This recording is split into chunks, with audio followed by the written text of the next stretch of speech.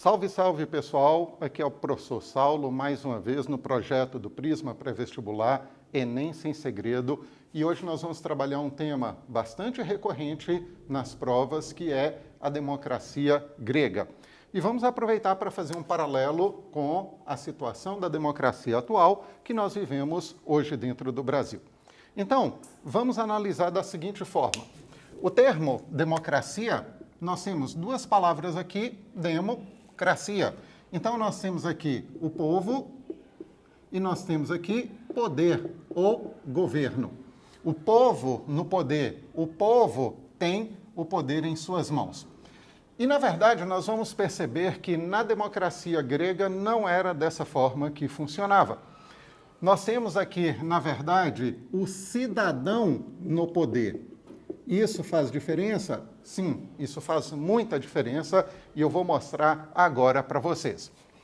No ano 510 a.C., um homem chamado Clístenes inaugurou a democracia no território ateniense. É o berço da democracia, é a cidade de Atenas. E quais eram as características da democracia grega? Primeira característica é que era escravista. Como nós vimos no vídeo anterior, os gregos trabalhavam muito na ideia de dominar povos e escravizar os povos derrotados. Então, democracia ateniense, democracia grega antiga, era escravista. Segundo ponto, era uma democracia direta. O que isso significa? Bem fácil. Lá na Grécia Antiga, havia uma praça pública chamada Ágora. Falando sobre essa praça pública conhecida como Ágora, era um local de reunião em que os gregos paravam para debater atividade política, no caso, depois da instalação da democracia. Vejamos, pessoal, digamos que eu tenho uma demanda e eu possa participar da reunião política. Eu levo essa demanda para ser discutida na Ágora e, se eu conseguir a quantidade de votos necessário, com os cidadãos participando, votando, apresentando as suas propostas, aquilo fica aprovado naquele mesmo dia e já passa a valer de imediato.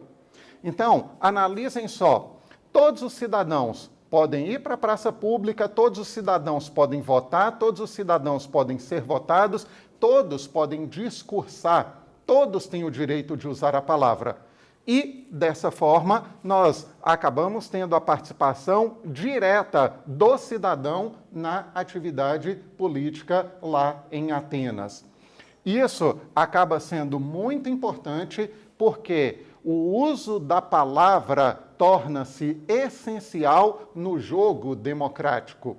Aquela pessoa que fala melhor, aquela pessoa que discursa melhor, aquela pessoa que tem o poder de convencimento, acaba conseguindo aprovar aquilo que lhe interessa.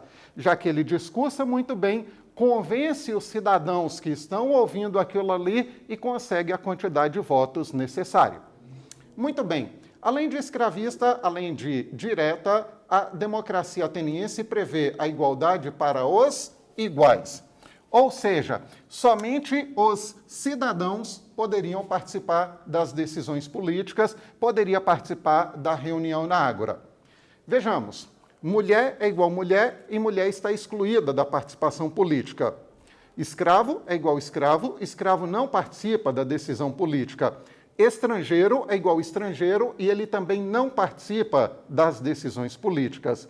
Somente aqueles que eram cidadãos poderiam participar das decisões políticas na democracia grega, na democracia ateniense. Daí usarmos o termo que havia a igualdade para os iguais. E quem eram cidadãos? Afinal de contas, quem poderia participar da atividade política lá dentro da cidade-estado de Atenas? Primeiro, para ser cidadão tem que ser homem. Já excluiu as mulheres. Homens maiores, então é normal que haja uma limitação de idade. Esses homens tinham que ser nascidos em Atenas. Naturalmente, acabou de excluir os escravizados. Então, homens maiores nascidos em Atenas. E ainda deveriam ser filhos de pai e mãe atenienses. Daí fica muito claro para vocês que somente os cidadãos poderiam participar da decisão política, da reunião na Ágora. Portanto, eu volto lá no início, é o poder do cidadão. A democracia grega ateniense antiga não é o poder do povo como um todo. Mulheres estão excluídas, estrangeiros estão excluídos e, naturalmente, os escravizados também estavam excluídos. Saulo, nós tivemos aí a ideia da democracia sendo criada na cidade de Atenas. E outras cidades gregas copiaram o modelo democrático? Sim. Não todas. Por exemplo, a cidade de Esparta jamais instalou o regime democrático, mas nós tivemos várias cidades gregas adotando a democracia. A democracia foi tão importante, mas tão importante, mas tão importante para a cidade de Atenas, que eles criaram um mecanismo para proteger o regime democrático. E esse mecanismo nós chamamos de ostracismo. A palavra ostracismo significa exílio. Ostracismo quer dizer exílio. Então, vejamos. Hoje de manhã nós temos uma reunião na Ágora. Hoje de manhã você que é cidadão vai participar, eu que sou cidadão também irei participar. Então nós temos um grupo de cidadãos participando da reunião na Ágora. De um momento para outro, alguém pede a palavra e diz o seguinte: cidadãos atenienses, eu tenho prova que o professor Saulo está tentando dar um golpe contra a democracia. Ele está querendo derrubar o regime democrático, se tornar um ditador e instalar um governo autoritário na cidade de Atenas. Ele apresenta as provas, ele discursa para os cidadãos presentes na Ágora e se ele conseguir convencer os cidadãos que eu realmente sou uma ameaça ao regime democrático, eu serei expulso da cidade, eu serei exilado da cidade. Como eu disse, a democracia foi tão importante que deveria ser criado e foi um mecanismo para defender o regime democrático contra possíveis ameaças. E isso nós chamamos de ostracismo. Aquela pessoa que fosse exilada deveria permanecer fora da cidade por alguns anos e depois poderia retornar. Seria mais ou menos como se hoje fosse uma prisão. Mas ao invés de prender o cidadão, eles expulsavam o cidadão, permitindo o seu retorno alguns anos mais tarde. E para concluir, vamos fazer uma comparação entre a democracia antiga e a democracia atual. A democracia antiga, gente, era escravista. A nossa democracia é não escravista. Hoje, nós não conseguimos pensar em um regime que diga ser democrático e que haja o trabalho escravo. Inconcebível para os nossos dias. Primeiro. Segundo, a democracia antiga era direta. A nossa democracia é indireta. Indireta. Ou podemos chamá-la também de representativa. Indireta ou representativa. O que isso significa? Significa que você não pode ir na Câmara Municipal, você não pode ir na Câmara de Deputados nem no Senado expor aquilo que você pensa e votar e aprovar aquilo que você deseja. Hoje, nós elegemos representantes para defender os nossos interesses. Hoje, nós elegemos deputados, vereadores, senadores, presidentes, governadores que defendam os nossos interesses. Infelizmente, muitas vezes isso não acontece, mas é o regime que nós temos.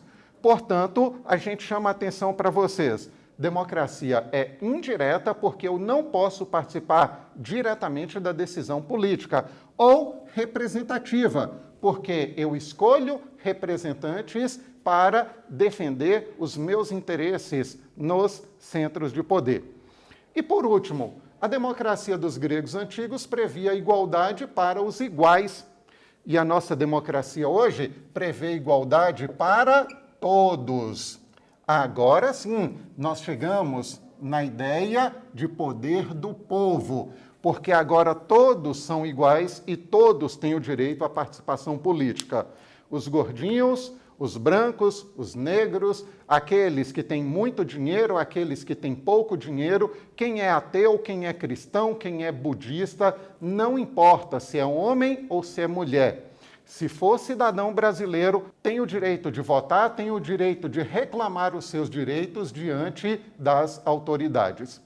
Portanto, hoje nós temos o poder nas mãos do povo. Esse ano, por exemplo, nós teremos eleições e serão os cidadãos brasileiros, independentemente de gênero, independentemente de grupo social, que decidirão quem serão os governantes pelos próximos anos. Valeu, pessoal! Se gostou do vídeo, dê um like, compartilhe com aquelas pessoas que podem aproveitar desse conteúdo e siga o nosso canal.